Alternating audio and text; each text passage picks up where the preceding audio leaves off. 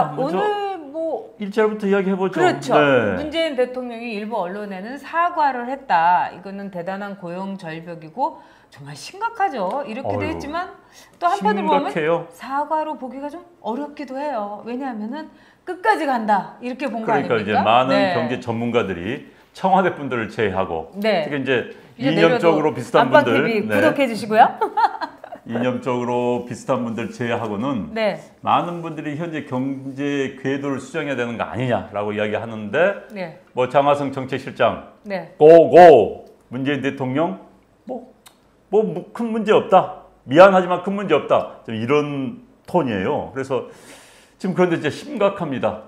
뭐 여러분들 신문 보시면 아시고 또 방송 보시면 아시겠지만은 작년 7월 달에 일자리가 31만 6천 개가 증가했습니다. 우리나라에서 보통 이제 일자리를 구하신 분들에게 충분한 일자리를 주려면 31만 개 이상 일자리가 새로 생겨야 됩니다. 그런데 작년 7월에는 31만 6천 개가 생겼어요. 그런데 올해는 아시겠지만은 3만 개도 아니고 30만 개도 아니고 5만 개도 아니고 5천 개. 5천 개. 이제 그러니까 쉽게 말해서 7월 달에 7월 달이요. 그러니까 작년에 비하면은 몇 분의 몇입니까? 뭐 100분의 1 가까이 떨어졌다고 볼 수밖에 없는 거죠. 비교를 할 수가 없는 거죠. 그래서 이건 참사다, 재난이다 이렇게 얘기하고 이건 있어요. 고용이 어려운 문제가 아니라 사실 일부 전문가들은 이 정도 수준이라면은 IMF 때가 이제 6.25 이후에 최고의 난이라는데 IMF에 필적하는 경제 위기가 오는 거 아니냐. 이런 징후가 이런 이야기까지 나오고 있는 거예요. 오늘 그래서 바른미래당의 그 김동철 의원도 그런 얘기를 했어요. 위원장이 이거는 IMF하고 비교할 수 없을 정도의 그 심각한 사태일 수도 있다. 이렇게까지 이제 강조를 했는데 문제는 그거예요. 54조 원을 쓴 거 아니겠어요? 아, 그럼요. 작년하고 올해 일자리를 늘리겠다면서 54조를 썼는데 늘어났습니까? 그 돈 다 어디 갔습니까? 근데 그 돈을 54조 원을 이렇게 보면은 그 돈을 진짜 일자리에 정말로 이렇게 쓴 거는 별로 안 되고 말하자면은 일자리를 이렇게 북돋는 그러면서 돈을 나눠준 거예요. 그래서 복지에다가 쓴 게 많은데요. 본 예산이 이제 36조였습니다. 여기에다가 이제 더 보태져 갖고 54조가 됐는데 이른바 이제 진짜 직접 일자리를 창출한 돈은 2조 7천. 그 다음에 여기에다가 또 뭐 올해 3조 2천. 그러니까 16%밖에 안 돼요. 그러면 나머지는 뭐냐면 구직 활동에 지원을 한다든지 또는 뭐 복지를 하면서 실업급여를 준 거라든가 다 이런 거예요. 그래서 전체적으로 볼 때 일자리의 창출에 들어간 돈보다는 일자리를 구한다는 그 사람들에 의한 복지라든가 주변에 이제 뭐 그 분위기 조성 이런 거에 돈을 쓴 거예요. 그러니까 지금 이제 올해 일자리 창출 예산으로만 이제 책정된 게 19조 2,300억입니다. 그리고 일자리 창출의 목표를 18만 개로 잡았습니다. 이 18만 개는 뭐 공공 부분뿐만 아니라 민간 부분까지 포함해서 자 그렇다면 19조하고 18만 개 19조를 18만 원 나누면 얼마나 된 줄 아십니까? 1억입니다. 1억. 그럼 결국 일자리 한 개를 위해서 1억씩 투자를 했다는 거예요. 그런데 이제 이 1억을 투자한 일자리가 그러면 평생 직장이 되는 거냐? 아닙니다. 현재 정부의 고용 서비스로 마련된 직장 같은 경우는 1년을 넘도록 이 일자리가 유지되는 35%밖에 안 돼요. 결국은 3사람 가운데 2사람은 1년 이내에 일을 그만둔다는 겁니다. 어찌됐든 현재 정부가 만들어낸 일자리에 투자하는 한 개에 투자하는 돈은 1억입니다. 좀 그 생각 들 때마다 세상에 1억? 차라리 청년들 5명한테 5억 모아주면서 야 너네 창업해라. 이게 낫지 않겠어요? 이 논리대로 하면은? 아니 그렇게 하는 그런 어떤 직접적인 창출에는 돈이 정말 16%밖에 들어가지 않았고 그 돈이 이제 5조 9천밖에 들어가지 않고 거의 그냥 10분의 1만 일자리를 만드는 데 들어갔고 나머지는 그냥 나눠주는데 지금 그래서 영주님이 그럼 54조는 결국 표값이네요. 아주 이제 의미심장한 말씀을 올려주셨어요. 그 다음에 AI님 오늘 2회차는 4대강 때문에 경제가 어려워졌다고 선동하던데 언제까지 전 정부 탓을 할 건지.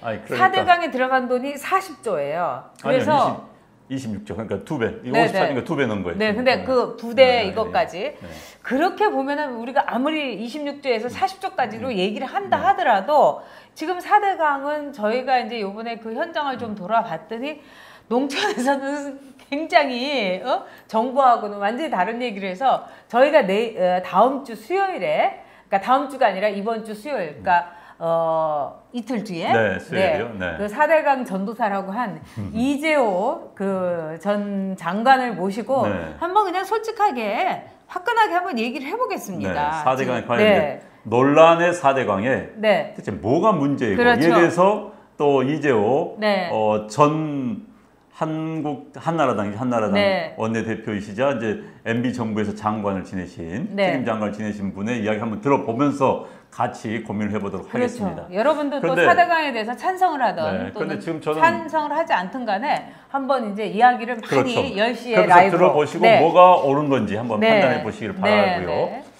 그런데 진짜 경제 어려워졌다고 하면서 MB 정권, 박근혜 정권 때문에 일자리 창출이 안 된다. 이번에 나온 당대표들이 다 그 얘기를 하잖아요. 이제 물론 선거 때니까 뭐 지지자들 표를 얻기 위해서 이해는 갑니다만은 지금 그런 이야기 할 단계는 이미 지났고요. 이 정부가 지금 1년 하고도 3개월, 그러니까 15개월을 지났습니다. 15개월 지난 단계에서 전임 정부 책임을 탓할 수는 없는 거고 지금 이제 많은 전문가들이 이런 이야기를 해요. 왜 우리 경제 이렇게 지금 길을 못 펴고 지금 이렇게 기고 있는가? 속된 말 기고 있는가? 첫째는 지금 기업들이 투자할 생각이 전혀 없습니다. 기업들의 의욕이 완전히 꺾였어요. 아니 일자리 누가 창출합니까? 기업들이 창출하는데 기업들은 보니까 무슨 적폐니 뭐니 해가지고는 언제 내가 당할까? 납작엎드려 있는 거예요. 제 아는 기업인들이 주위에 있는 기업들 국내에서 일자리는커녕 사업을 다 접고 싶답니다. 그리고 다 해외로 나가겠다는 거예요. 대부분의 사람들이. 그런데 일자리가 어떻게 창출됩니까? 전부 눈치만 보고 슬슬 무섭다는데. 그리고 정부가 그 기업인들에게 지나치게 말하자면 기업인들의 사기를 꺾고 있어요.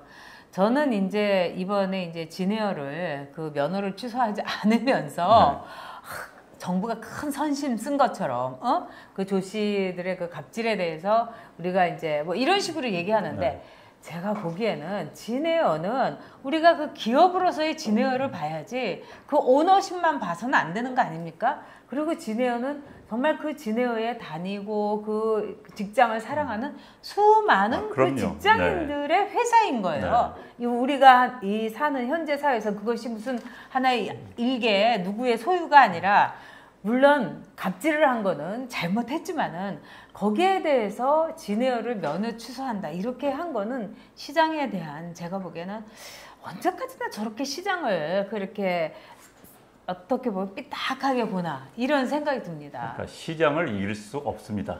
정부는 시장 이길 수는 없습니다. 우리가 자본주의 시장 체제를 유지하는 한 특히 이제 저는 걱정인 게요. 이 정부의 또 정치의 역할, 현재 이제 뭐 정치의 승자인 문재인 대통령, 여당이겠죠. 이들의 역할은 한 사회가 가지고 있는 한정된 자원과 가치를 배분하는 겁니다. 이 배분의 원칙은 기본적인 효율성입니다. 그다음에 이제 불만의 최소화. 또 뭐 정의의 구현이 되겠죠. 그런데 여기에 이념과 정치적 의도가 개입되면 왜곡이 됩니다. 자원 배분이 왜곡이 되는 거예요. 전 지금 사실 최저임금 인상도 명백히 자원 배분 한 일단입니다. 그런데 이게 의도가 뭐 어떤 의도, 뭐 선한 의도일 수도 있어요. 그러나 여기는 이념적인 게 과도하게 들어갔다는 겁니다. 그리고 고집과 아집이 들어간 거예요. 자, 소득주도 성장, 좋습니다. 그런데 세상의 소득주도 성장을 제대로 된 경제학자들이 누가 그걸 제대로 된 이론으로 믿습니까? 여기는 이념이 과도하게 들어간 거예요. 과도한 이념 때문에 이게 지금 자원 배분이 왜곡되고 있는 겁니다. 그러니까 경제학 교과서의 소득주도 성장은 그냥 하나의 해프닝으로 있는 거지 그게 무슨 경제 이론도 아니고 성공 사례도 전혀 없고 그런데 지금 이 정부는 그 장하성 실장에 어떻게 보면은 개인적인 감성에 의해서 우리 시장과 또 우리나라 경제가 몰몬트처럼 실험 대상이 되고 있는 거예요. 자, 54조에다가 이제 더 재정을 더 풀어갖고, 그러니까 세금을 풀어가지고 22조를 더 집어넣는다고 합니다. 그렇게 하면은 무려 80조 원 가깝게. 근데 100조를 푸른 듯 밑 빠진 독이 되지 않겠는가? 어떻게 보면 우리 열심히 일하고 최저임금을 통해 가지고 오히려 고통받고 또 52시간제로 인해서 수입이 줄어들고 어떤 분이 그래요. 이거 정말 지옥열차 타고 가는 거 아니냐. 이 그 열차라는 영화도 있었지만은 진짜 이거 뭐 지옥열차 타고 그냥 막 가는 거 아니냐. 그것과 똑같지 않느냐. 이런 말을 하는데 저는 진짜 가슴이 섬찟하더라고요. 근데 진짜 장하성 실장 같은 경우는 시민단체 회였던 분입니다. 시민단체분들이 다 그렇지는 않지만 상당수의 시민단체가 무책임한 이야기하기가 참 좋은 위치에 있습니다. 책임진 적이 없어요. 그렇죠. 시민단체는 책임질 이유가 없는 것이죠. 그 다음에 지적을 합니다. 시민단체 지적 중요합니다. 그런데 시민단체식의 국가 운영은 안 되는 겁니다. 국가 운영은요, 최고의 가치와 선은 책임입니다. 공동체에 대한 책임인데 시민단체에 익숙한 분들은 지적 비판 잘하죠. 재벌 땡겨서 벌 주고 기업인들 그냥 뭐 벌 주고 결과는 일자리 누가 만듭니까? 그런데 지금 장하성 실장이 지금도 자기의 정책을 가지고 고집하면서 이런 많은 문제점이 나오고 이런 지적이 있음에도 자 본인이 5천만 원 국민들을 상대로 실험하자는 겁니까?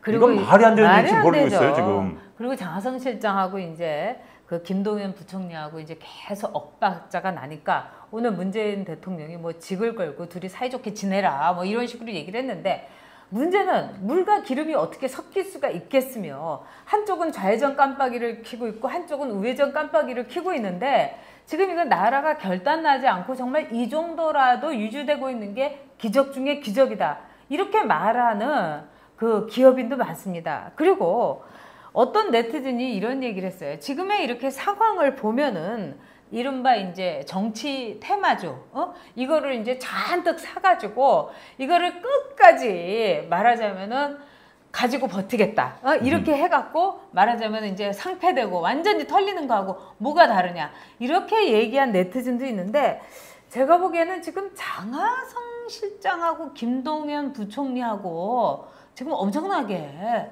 뭐 눈길도 마주치지 않는다. 아주 그냥 싸늘한 시선만도 그 마주치지도 않는다. 이 정도예요. 그럼 이건 어떻게 되는 거예요? 지금 그 문제는 대통령이 정말 문재인 대통령이 잘못돼 있습니다. 결단 교통 정리해 줘야지요. 전 지난번에 뭐 일부 언론이 보도를 안 했더라고요. 전 딱 보면서 이거 문제 있다. 자, 부총리가 김동연 부총리가 긴급회의를 소집했습니다. 청와대 경제수석 왔습니다. 일자리 수석 왔고요. 그다음에 각 부처 장관들 모였는데 정책실장은 안 나타났습니다. 본인은 그러니까 장하성 실장, 내가 왜 거기 가야 돼? 내가 뭐 동급 이상인데, 내가 대한민국 경제 내가 책임지는데 이건 아니거든요. 청와대 수석, 뭐 장관급인지 어찌 모르겠습니다만 수석일 뿐이에요. 비서입니다, 비서. 대한민국 경제정책 어찌됐든 부총리가 경제부총리가 책임지고 하는 겁니다. 이거 대통령이 교통정리해 줘야 되는 겁니다. 자, 경제정책은 1. 김동연 부총리 그 아래에 모여서 의견을 모아라. 이런 정리해 줘야 되는데 정리가 불명확하니까 역시 대통령 옆에 있는 사람이 최고 권력을 생각하니까 청와대 권력 집중 이거야말로 제왕적 대통령의 폐단이 바로 여기서 드러나고 있는 거죠. 자, 돌직구님이 근데 왜 이렇게 장하성을 싸고 돌아요? 이러셨어요.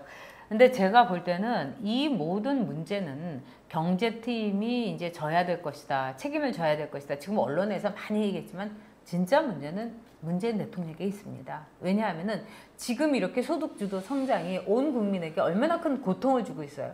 결국은 이 최저임금제로 인해 갖고 이른바 알바 시장이라든가 또는 일용직 시장에서 경쟁력이 없는 사람들, 노인, 여성, 그 다음에 몸이 약한 사람들, 정말 기술이 없는 사람들, 이런 사람들이 모조리 일자리를 잃고 있습니다. 그 고통을 과연 국가가 소득주도 성장이라는 이거 좋은 거다. 분수처럼 막 그냥 돈이 이렇게 쏟아지고 당신의 직업이 빵빵해지면 또 돈을 쓰게 돼서 경제가 잘 돌아간다. 뭐가 잘 돌아갑니까? 바로 이 점에 대해서 문재인 대통령이 고집을 더 이상 장하성 실장을 고집을 부리지 말고 집으로 가서 좀 더 이 현실 정치, 현실 경제를 알게 하고 빨리 김동연 체제로 가서라도 이걸 빨리 방향을 바꿔야 되지 않아요? 그럼요. 지금 문재인 대통령을 만난 분 어디 제가 모 언론 인터뷰를 보니까 머릿속에 남북 문제, 북한 핵 문제만 있다라는 이야기를 들었어요. 물론 이제 대화를 하다 보니까 그게 위주로 됐기 때문에 그런 분석이 가능하지만 어찌 됐든 사실 현 정부가 경제 일자리 문제는 작년부터 대처를 적극적으로 했어야 되는 건데 예산만 투입하면 뭐 합니까? 그렇죠. 그런데 대통령이 북한 문제 하다 보니까 경제 관련돼도 좀 안이한 부분이 있었다고 봐요. 지금 사실 먹고 사는 문제가 최고 아닙니까? 대통령 지지율이 얘기해 주죠. 예. 아니 영화 동막골 보면 그런 장면이 나옵니다. 동막골에서 이제 그 촌장이라고 그럽니까? 그렇죠. 그 이제 마을 뭐 이장급인 마을 어르신한테 아니 이 마을을 다스리는 비결은 뭡니까? 그러니까 잘 먹이. 잘 먹이면 된다. 네.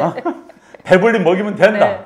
아 국민들이 지금 배부르지 못하고 일자리가 없어가지고 전부 잠을 자지 못하고 있는데 전 참 안타까워요. 문재인 대통령이 이제는 사실요 문재인 대통령의 경제는 세 가지, 정책은 세 가지죠. 그렇게 따지면 적폐청산, 네. 전 정부 적폐청산하겠다면서 다 깜빵 보내는 거 아닙니까? 이거 국민들 지금 많은 피로감 느끼고 있습니다. 언제까지 구속 깜빵 들어야 되는 것인지. 두 번째, 남북 문제, 북한 비핵화 문제. 지금 남북정상 2번 열렸어요. 네. 아직 북한 비핵화 문제 진전됐다는 이야기가 들러 나오지가 않고 있는 겁니다. 그 다음에 이제 경제, 소득주도 성장하겠다는 거. 소득주도 성장의 결과가 뭡니까? 소득 늘었습니까? 지금 내일 모레요. 23일 날 이제 우리 가계소득 네. 통계청 발표가 됩니다. 아마 형편없이 나올 거라는 그럼요. 겁니다. 그렇다면은 소득주도 성장의 결과가 뭐예요? 더 빈부격차가 더 커졌는데 어려운 사람들 더 어려워졌는데 어려운 사람들 어려워진 이유는 뭐냐? 일자리가 없어지니까. 네. 식당 일을 하던 분들 뭐 아파트 경비원 하던 분들 일자리가 없어지니까. 그렇죠. 네. 제가 이야기 나온 김에 네. 오늘 아까 보도를 보니까 이런 게 나왔더라고요. 장하성 씨가 살고 있는 게 송파의 어느 아파트랍니다. 그 아파트가 최저임금 인상 때문에 경비원들을 절반가량 자른다고 그 주민투표를 한답니다. 그래서 장하성 실장이 아파트 출퇴근하면서 거기에 그렇게 붙어있다는 거예요. 최저임금 인상 등으로 네. 뭐 경비원 삭감을 이해하고 뭐 기계화드 뭐 설치를 뭐 해서 투표를 하겠다 하오니 뭐 참가해 주시기 바랍니다. 장하성 실장 엘리베이터 타고 오르고 내리면서 그걸 보고 뭐라고 이야기? 아마도 본인이 이러겠죠. 이건 아닌데 최저임금 다 아니야. 그럼 무슨 이야기입니까? 아파트 주민들이 그것 가지고 지금 투표를 하겠다는데. 전 솔직히 말해서 장하성 실장이 아파트 경비원 자르는데 찬성할 것 같아요. 왜? 그분은 속과 것이 달라요. 뭐 이렇게 어려운 사람들 이렇게 하면서 자기가 갖고 있는 재산만 93억이에요. 거기다가 주식만 60억이 넘게 60억이 갖고 넘어요? 60억이 넘어요. 그것도 이야. 다 그 주식이 그야말로 뭐 중소기업이라든가 좀 갓 상장된 뭐 벤처라든가 이런 게 아니라 네. 다 재벌 기업의 주로. 네. 또 부인께서 삼성전자를 또 많이 그때 갖고 가셔서 네. 그때 문제가 생긴 거예요. 그렇기 때문에 겉으로는 그 가난한 사람과 약자를 얘기하면서 장하성 실장은 사실 100억대에 가까운 부자예요. 저는 이렇게 생각해요. 54조 그 장하성 실장 돈으로 썼으면 이렇게 했겠어요? 저는 자녀들 그렇게 안 다 했을 해외에서 거라고 공부하고 있는 봅니다. 거 아니에요? 그렇죠. 이번에 뭐 해외에서 공부하고 있는 사람은 뭐 그분뿐이 아니고요. 그 요즘 들어서 뭐 무슨 제가 물 먹어도 좀 양해해 주십시오. 꼼순이 저꼼순이 하는 사람들도 애들 갖고 있는 애들 자녀분들 프랑스 유학하고 그래요. 본인들 명품 입고 다니고. 아유 아까 뭐 우리 니트 공장님도 들어오셨고 또 이티맨님 시한폭탄이다. 국민들도 참는 게 째깍째깍 하는데 진짜 이거 설국열차 지옥열차인데 이런 말을 했어요. 장하성 실장이 소득주도 성장의 효과를 확신한다. 그렇지만 시간이 필요하다. 기다려달라.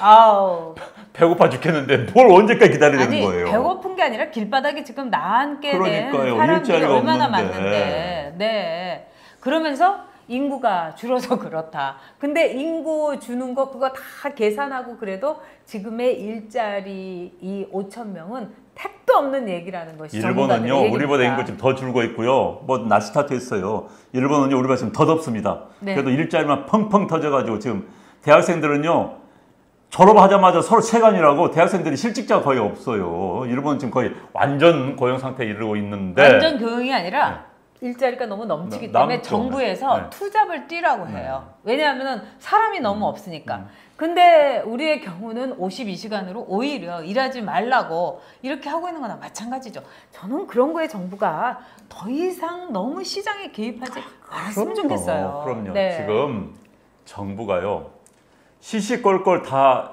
시장에 개입해서 지시를 하겠다. 네. 사실 50시간 20시간 부분도 기업주하고 그 근로자가 네. 협의하면 되는 거 아닙니까? 협의를 해가지고 그렇죠. 뭐 네. 이제 물론 전체적인 틀에 1년의 근로시간 정해놓고 자, 이번 달은 어떻게 하자, 우리 이렇게 하자, 협의하면 될 걸. 왜 정부가 해서 요즘 3개월이죠, 제한이. 그래서 미국 같은 데는요, 실질적으로 50층에서 근무하는 데 무지하게 많습니다. 왜? 근로자와 사용주가 서로 논의를 해서 하기 때문에. 그것까지 왜 정부가 개입을 합니까? 그 최저임금도 사실 지금 중소기업들이 이야기한 거 아닙니까? 지역별로 업종을 좀 차등을 두자. 왜 일률적으로 정부가 정해서 다 하게 하느냐. 그렇죠. 지역별로 차등을 둘 필요가 있는 것이, 이게 물가도 굉장히 수준이 다르고 또 서울만 하더라도 동네마다 달라요. 어떤 동네에서는 짜장면이 아직도 4,500원, 그럼요. 5,000원인데 네. 어떤 동네 가면 짜장면이 7,000원인, 8,000원인 거. 그렇기 때문에 지금 이 시장에 대해서 고집을 부리지 않기를, 시장에 대해서 내 마음대로 시장을 휘어잡으려고, 이런 것이 제가 보기에는 시민단체 했던 분들의 특징 같아요.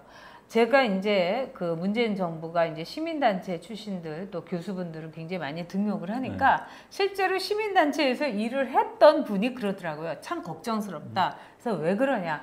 솔직히 자신도 시민단체 운동가지만 시민단체라는 거는 정책이라든가 또는 어떤 흐름에 대해서 반대하는 것이, 그러면서 일종의 균형을 잡는 것이 시민단체의 일인데, 우리가 정책을 저렇게 주도하고 또 정책을 이끌어가는 일을 시민단체 출신이 과연 잘할 수 있을 것인가.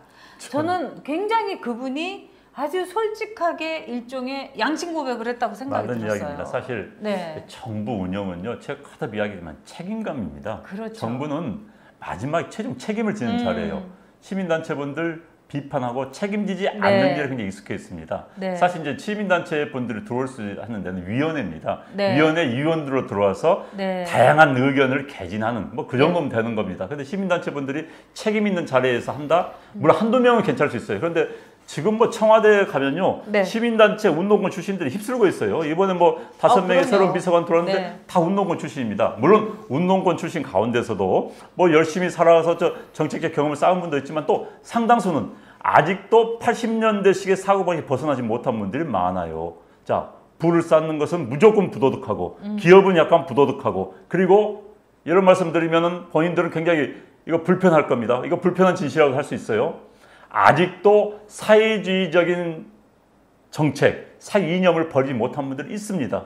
아니, 그러니까 버리지 못한 게 아니라 그거를 제가 보기에는 끝까지 갖고 가고 있는 거예요. 많이 있어요. 자, 그런 분들이 일부는 다라고 이야기 하겠습니다. 일부는 이 정부에도 들어와 있습니다. 이게 난 걱정인 거예요. 이들의 수가 얼마인지 잘 모르겠습니다만, 자, 사회주의적 사고방식을 가진 분들이 자본주의 시장 경제를 가지고 우리 국가 운영을 한다? 그래서 저는 그런 분들은 사상의 자유 인정합니다. 누군 사회주의 정책에 대해서 옹호할 수 있어요. 그러나 그런 분들이 국가 정책에 자기가 일하고 싶은 본인의 신분을 밝혀야 돼요. 커밍아웃 해야 되는 겁니다. 하고 나서 자, 그래, 넌 사회주의 정책 가지더라도 이런 분야 일을 해라 하는데, 그런 분들이 커밍아웃 하지 않은 상태에서 국가의 중요한 정책을 한다? 국민들 뭘 믿습니까? 그래서 이런 부분에 대해서는 저는 사상의 자유 가질 수 있습니다. 제가 혹시 또 이런 이야기 할 때도 안용환이가 무슨 뭐 뺄리갱이 무슨 뭐 그런 거 하겠다는데 그거 아닙니다. 저는 분명히 이야기하건데 사상의 자유 가질 수 있어요. 그런 분들 일할 수 있습니다. 단 국가의 주요 직책을 가질 분들은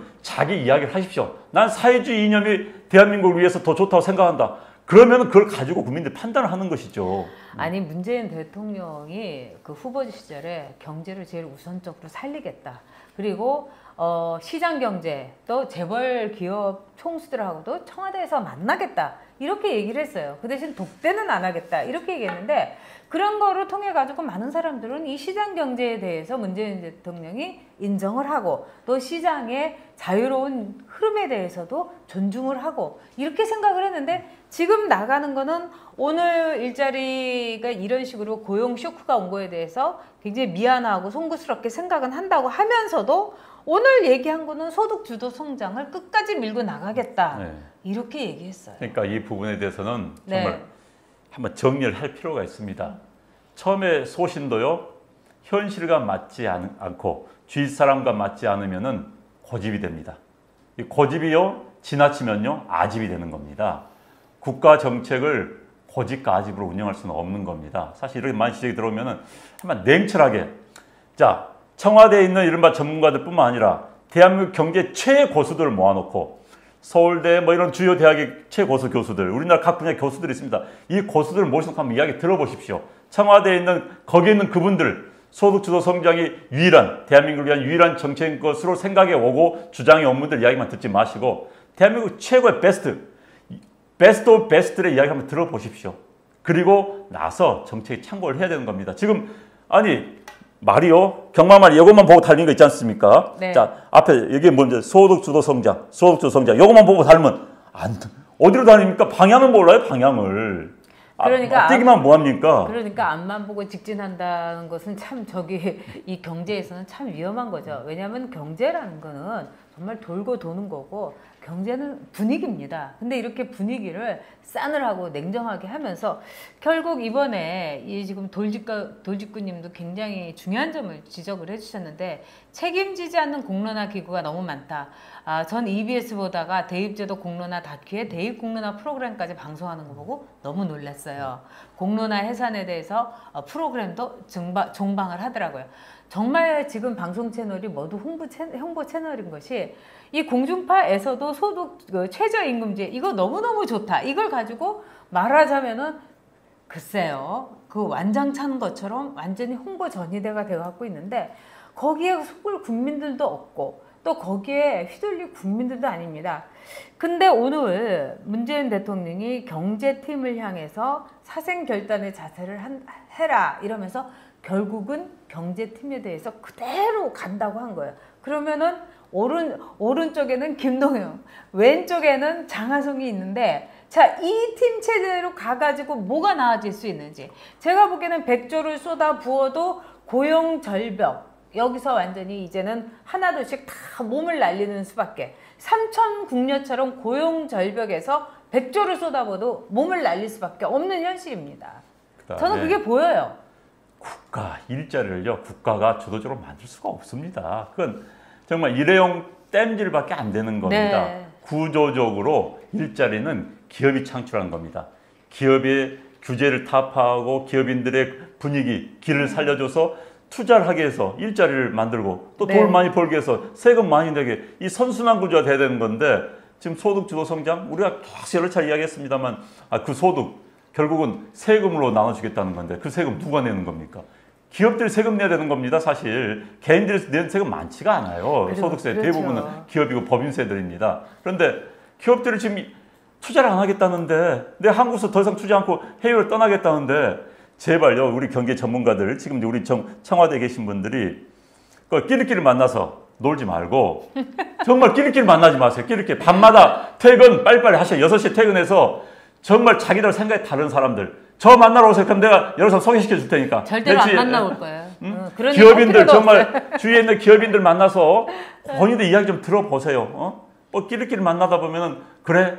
그러면 이제 보통은 이제 좀 분위기 있어서 겁나니까 그래요. 우리 정부 잘합니다. 박수 치는 사람들 많이 있을 겁니다. 그거 앞에서만 치는 거예요. 뒤에서는 흉보입니다. 제가 볼 때는 이제 이렇게 하다가는 정부를 완전히 국민들이 정부에 대해서 경고음을 울리는 게 아니라 아예 무시를 할 거라고 생각합니다. 그래서 시장은 시장대로 돌아가고 지금 보면은 집값이 왜 저렇게 폭등하고 있는가 무서울 정도로 지금 부동산 시장에서 폭등을 하고 있는데 이것이 바로 굉장한 시장이 갖고 있는 그 완력을 휘두르기 시작했다는 거. 이거 참 무서운 겁니다.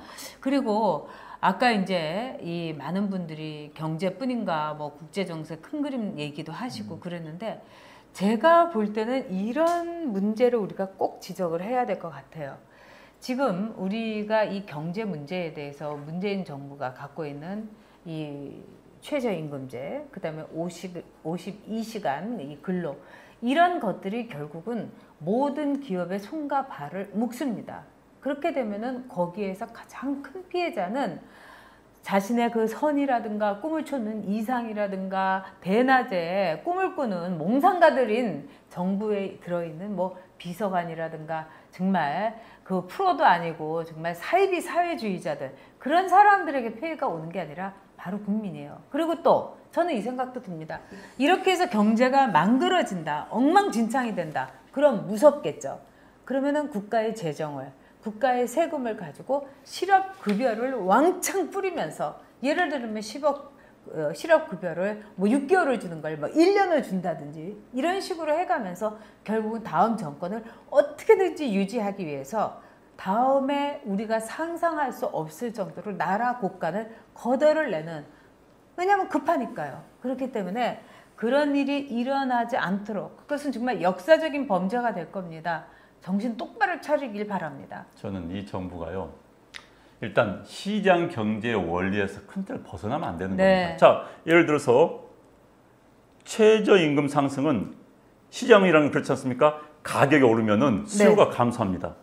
자, 최저임금 상승은 가격이 상승한 겁니다. 그럼 일자리란 수요가 감소할 수밖에 없는 거예요. 그렇죠. 아주 기본적인 이야기인 겁니다. 그래서 이걸 시장에 과도하게 개입하려다 보니까 시장 질서의 왜곡이 지금 드러난 것이죠. 그래서 자, 이 정부가 시장 원리에 충실하고, 정부가 시장이 이길 수는 없습니다. 단 시장 경제의 부족한 부분, 또 시장 경제에서 떨어져 나오는 약자들의 이른바 사회적 방어망을 치는 게 정부의 역할입니다. 과도하게 정말 개입해서는 안 되는 것이고요. 두 번째는 이 정부가 제발 미래를 생각했으면 좋겠습니다.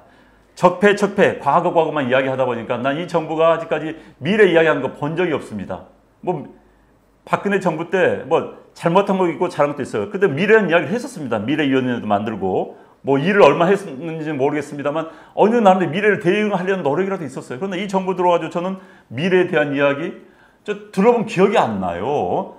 제발 이 정부가 이제는 국민의 소리, 서민들의 소리, 가장 어려운 사람들의 소리, 물론 본인들은 이런 이야기 할 겁니다. 선의가 있는데 우리의 선의를 왜 몰라주냐고. 그 선의가 어떤 결과를 빚었는지 충분히 고민을 해봐야 되는 겁니다. 그리고 이제는 원칙, 본질에 충실을 해야 되는 겁니다. 그리고 미래 좀 생각해 주세요.